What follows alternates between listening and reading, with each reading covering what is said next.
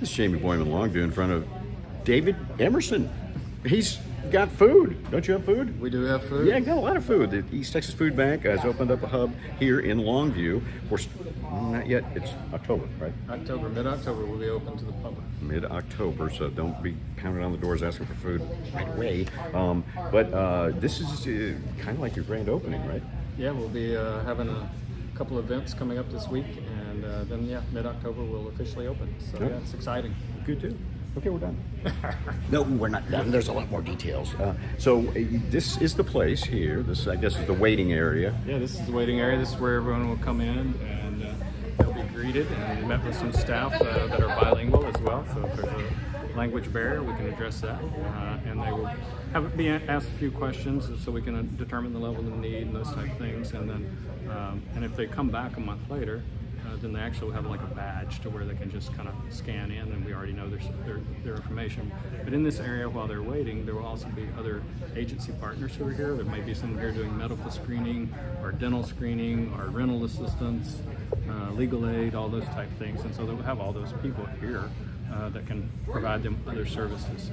Or if they're not here, we can refer them to other partners in town that can help them in other areas of need. So this is kind of the gathering area where everyone will come in and get started. So it's not just food here. Well, it is just food, but we are providing the services and connecting them to other people, right? So yeah, I mean, we're the food banks. We're going to focus on food, but we want to make sure we're partnering with our other partners in the community to provide the other services, right? I don't want to do rental assistance. That's not my job, but there are people who can. And so we need to connect everybody. So, all right. And, you, as far as things like, I don't know, cold goods, things like that, you're not just going to stuff them in a closet. You have like a place to put them, right? We do have a place to put them. Yeah, it's just like a grocery store experience, if you will. I mean, once they come in here and are greeted and then they begin the shopping experience, we can walk back that way if you want to see it. Yeah, let's head back that way. So they'll have someone come with them, and we'll have a shopping cart, and they come through into what we would call our pantry area, right? And so, as you can see, we have fresh produce. So 50% of what we give out, we try to always have is fresh produce and protein, and so meat. And so we have meat in the freezers. We have a big, huge walk-in cooler where we can store stuff. We keep dry products stored behind those doors, and as you can see, we have plenty of cold storage in here as well. And then we have canned goods along the shelf, and so they're able to come in and say the produce, they can basically have as much of it as they want.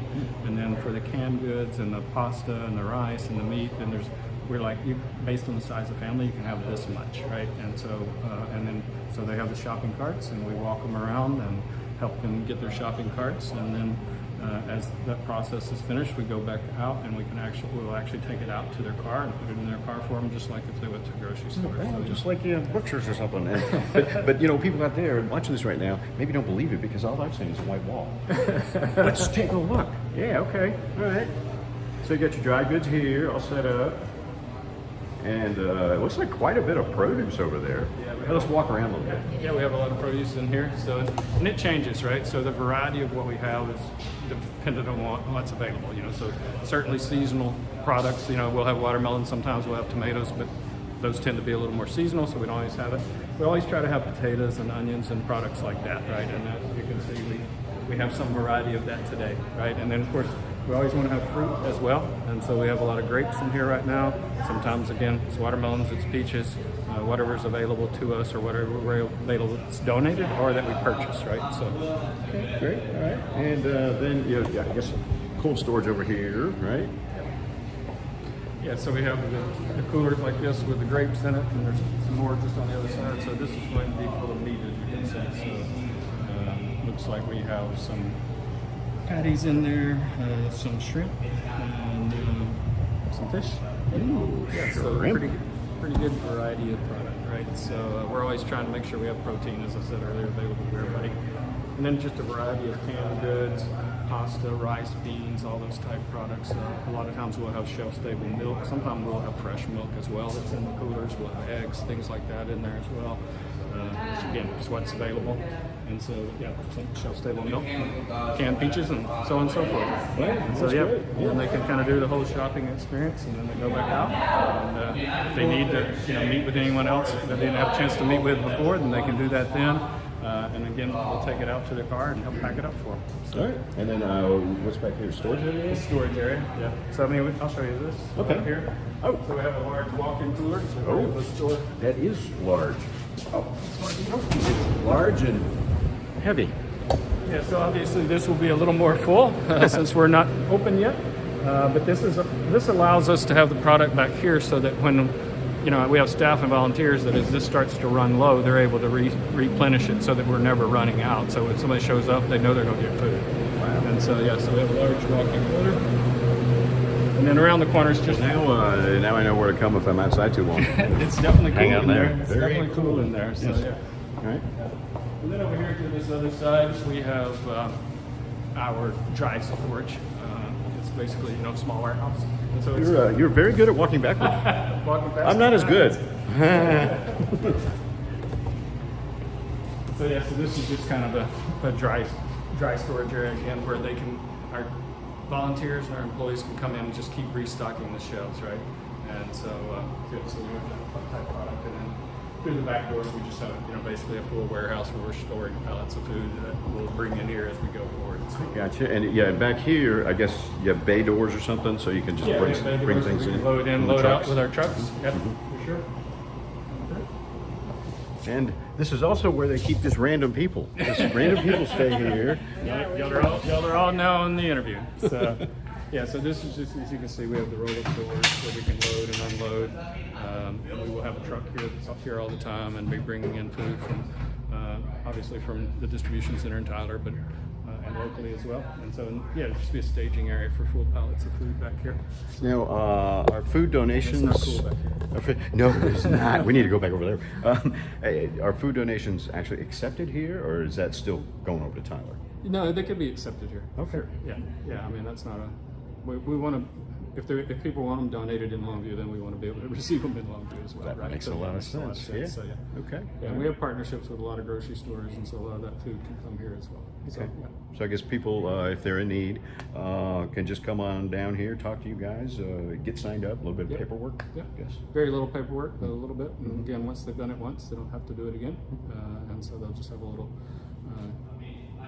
card, for lack of better terms, for it to There you be go. able to check in the next time. It's kind of like going to Brookshires and scanning your little code, and you're in the system. With a And so, shopping yeah. cart and everything. Yeah, right? shopping cart and everything. And it's So, it's yeah. once a month, right? It's once a month, and again, mid-October is when it will be opening to the public. I got you. And there will be a big announcement, I'm sure. Yep, there will be. When that all happens. Communicate it out for sure. All right, well, good deal. Anything you'd like to add that maybe we didn't talk about? No, I mean, we're just excited to be here and to, we're already serving Gregg County and Longview, but this is really going to help us to make a bigger impact. I mean, we feel like, there's a huge food gap here, 28%, and we feel like a year in, we'll be distributing additional 1 million meals. And I think I said that already, but additional 1 million meals is what we'll be able to distribute to the community here. And so it's going to make a huge impact on shrinking the food insecurity. Well, that's great. Okay, and now, you guys are partnered with the Dream Center as well. We right? are, yeah, we are. Good partnership with them, and that will continue. They may even be over here offering some of their other resources as well. And if not, we will certainly be referring back to them because they do rental assistance and they do dental screening and some of those type things. And so we can refer to them and let people know how to get there and what their hours are. And just, yeah, it's a partnership, right? It's a resource center, and we're just trying to work with each other and make the community stronger and address the needs. Okay, yeah, that's a good deal. Yeah, in fact, the Dream Center has free clothing. Yeah.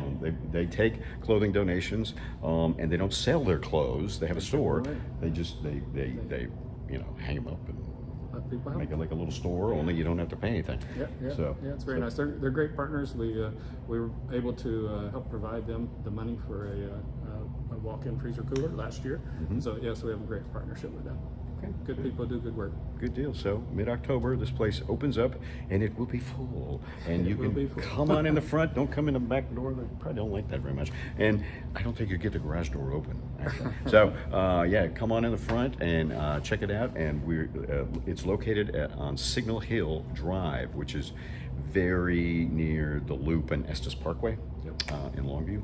So yeah, need a little help, come on down. They'll have some stuff for you. Yep, we'll be here. Look forward to meeting you. All right, thanks again, dude. Great, thank you. I'm hungry.